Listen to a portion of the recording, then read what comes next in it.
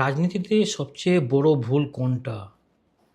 নির্বাচনে হেরে যাওয়া, নাকি একটা ভুল সিদ্ধান্তের কারণে চিরতরে দল ও ক্যারিয়ার বিলীন হয়ে যাওয়া? রাজনীতিতে একেই বলা হয় পলিটিক্যাল সুসাইড বা রাজনৈতিক আত্মহত্যা।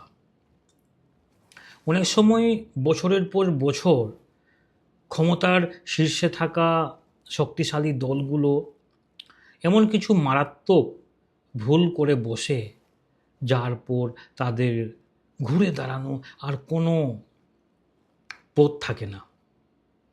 আজকের ভিডিওতে আমরা একজন পলিটিক্যাল স্ট্র্যাটেজিস্টের চোখ দিয়ে বিশ্লেষণ করব রাজনীতিতে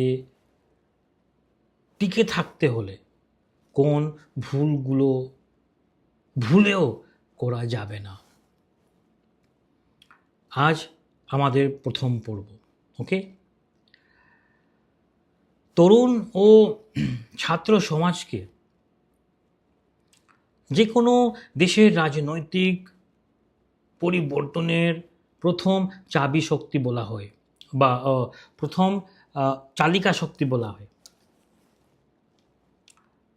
কোনো ক্ষমতাশীল দল যখন ছাত্র আন্দোলনকে দমন করতে লাঠিচার্জ, গুলি বা চরম হিংস্রতার প্রয়োগ করে, তখন তা জনগণের মাঝে তীব্র ক্ষোভের জন্ম দেয়। এর ফলে সরকার নৈতিক বৈধতা হারায় এবং আন্দোলনটি শেষ পর্যন্ত সরকার পতনের রূপ নেয়। সুতরাং একজন পলিটিক্যাল স্ট্র্যাটেজিস্ট হিসাবে আমি আপনাকে বলি, কোনো ছাত্র আন্দোলন দমন করা একটি দলের জন্য রাজনৈতিক আত্মহত্যা। আপনি যখন একজন সাধারণ ছাত্রের গায়ে হাত তোলেন, তখন আপনি শুধু একজন ব্যক্তিকে আঘাত করছেন না, সেই ছাত্রের সাথে জড়িয়ে থাকে তার পরিবার, তার শিক্ষক, তার বন্ধুরা এবং পুরো সমাজ। অর্থাৎ দমন পীড়নের এক ঘন্টার মধ্যে পুরো দেশের সেন্টিমেন্ট আপনার বিরুদ্ধে চলে যায়। ছাত্ররা নিছক কোনো ভোটার গ্রুপ নয়, তারা হলো মোরাল ফোর্স বা নৈতিক শক্তি। আমি যদি উদাহরণস্বরূপ বলি, দক্ষিণ এশিয়ার ইতিহাস পর্যালোচনা করলে এর সবচেয়ে বড় প্রমাণ দেখতে পাবেন আপনারা বাংলাদেশ। সাম্প্রতিক ইতিহাসের সবচেয়ে বড় উদাহরণ হলো বাংলাদেশের 2024 সালে ছাত্র জনগণের অভ্যুত্থান। সরকারি চাকরিতে কোটা সংস্কারের দাবিতে সাধারণ ছাত্ররা যখন রাজপথে নেমেছিল, তা ছিল একটি নীতিগত দাবি। কিন্তু তৎকালীন শাসক দল তাদের দাবি সমাধানের বদলে পুলিশ ও দলীয় ক্যাডার দিয়ে হিংসাত্মক দমনপীড়ন চালায়, ক্যাডারদের দিয়ে, তাদের পার্টির ক্যাডারদের দিয়ে। এর ফলে আন্দোলনটি 24 ঘন্টার মধ্যে সরকার পতনের এক দফা দাবিতে রূপ নেয় এবং টানা 15 বছর ধরে ক্ষমতায় থাকা একটি সরকারের পতন ঘটে। এটি আধুনিক রাজনীতিতে রাজনৈতিক আত্মহত্যার টেক্সট বুক উদাহরণ। আমি যদি ভারত থেকে বলি, আমাদের দেশ ভারতে 1974 সালে বিহার এবং গুজরাতের ছাত্ররা দুর্নীতি ও বেকারত্বের বিরুদ্ধে আন্দোলন শুরু করে। তৎকালীন ইন্দিরা গান্ধী সরকার সেই আন্দোলনকে কঠোর হাতে দমনের চেষ্টা করে এবং ছাত্রদের ওপর গুলি চালায়। এর ফলে আন্দোলন দাবানলের মতন ছড়িয়ে পড়ে এবং বর্ষিয়ান নেতা জয়প্রকাশ নারায়ণের জেপি নেতৃত্বে তা জাতীয় আন্দোলন রূপ নেয়। ছাত্রদের ওপর এই অত্যাচারই পরবর্তীতে 1975 সালে এমার্জেন্সি এবং 1977 সালে ইন্দিরা গান্ধীর ঐতিহাসিক রাজনৈতিক পরাজয়ের মূল কারণ হয়ে দাঁড়িয়েছিল। এবার আসা যাক আন্তর্জাতিক রাজনীতিতে বিশ্বের অন্য প্রান্তের ইতিহাসও কিন্তু একই কথা বলে।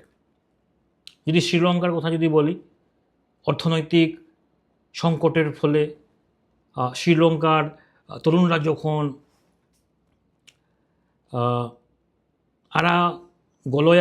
আরাগোলয়া আন্দোলন শুরু করে, তখন শাসক রাজা পক্ষের পরিবার তাদের ওপরে নিজেদের সমর্থক ও গুন্ডা বাহিনী দিয়ে হামলা চালায়। এর প্রক্রিয়ায় আপনার যেভাবে তারা হামলা চালায়, এর প্রতিক্রিয়া হয় ভয়ঙ্কর। সারা দেশের সাধারণ মানুষ ক্ষোভে ফেটে পড়ে, মন্ত্রীদের বাড়িঘর ঘেরাও করা হয় এবং শেষ পর্যন্ত প্রেসিডেন্ট গোটাবায়া রাজাপক্ষকে দেশ ছেড়ে পালাতে বাধ্য হতে হয়। যদি আমি দ্বিতীয় আন্তর্জাতিক হিসাবে যদি দ্বিতীয় উদাহরণ দিই, দক্ষিণ আফ্রিকা বর্ণবাদী সরকারের বিরুদ্ধে সোয়েতো শহরের স্কুল শিক্ষার্থীদের শান্তিপূর্ণ মিছিল করেছিল, কিন্তু পুলিশ সেখানে নির্বিচারে গুলি চালিয়ে শত শত ছাত্রকে হত্যা করে। এই ঘটনা আন্তর্জাতিক অঞ্চলে দক্ষিণ আফ্রিকার বর্ণবাদী সরকারকে পুরোপুরি একঘরে করে দেয় এবং তাদের পতনের উল্টো গণনা শুরু হয়।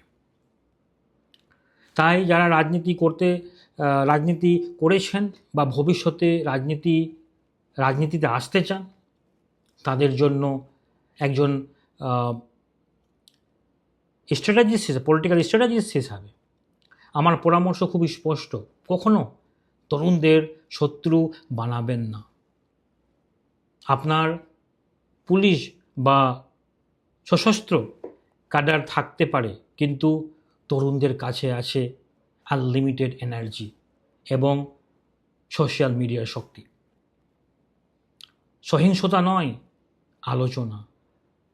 ছাত্র আন্দোলন শুরু হলে তাকে দমন করার চেষ্টা করা বোকামি। তাদের কথা শুনুন, আলোচনায় বসুন এবং যৌক্তিক দাবি মেনে নিন। নৈতিকতা হারাবেন না। রাষ্ট্রীয় শক্তি দিয়ে নিরস্ত্র তরুণদের ওপর হামলা চালালে আপনি ক্ষমতায় সাময়িক বাঁচতে পারলেও জনগণের কাছে আপনার নৈতিক বৈধতা, মোরাল লেজিটিমেসি চিরতরে হারিয়ে যায়। পলিটিক্যাল সুসাইড এর সিরিজে আগামী পর্বে আমরা আলোচনা করব আরও নতুন টপিকস নিয়ে। আজকের বিশ্লেষণটি আপনার কেমন লাগলো? আপনার মতে ছাত্র আন্দোলন দমনের রাজনৈতিকদের সবচেয়ে বড় ভুল সিদ্ধান্ত কোনটা? কমেন্ট করে জানান। আর রাজনীতির নীতি ও কৌশল জানতে চ্যানেলটি সাবস্ক্রাইব করে সাথে থাকুন। দেখা হচ্ছে পরবর্তী পর্বে। ধন্যবাদ। জয় হিন্দ।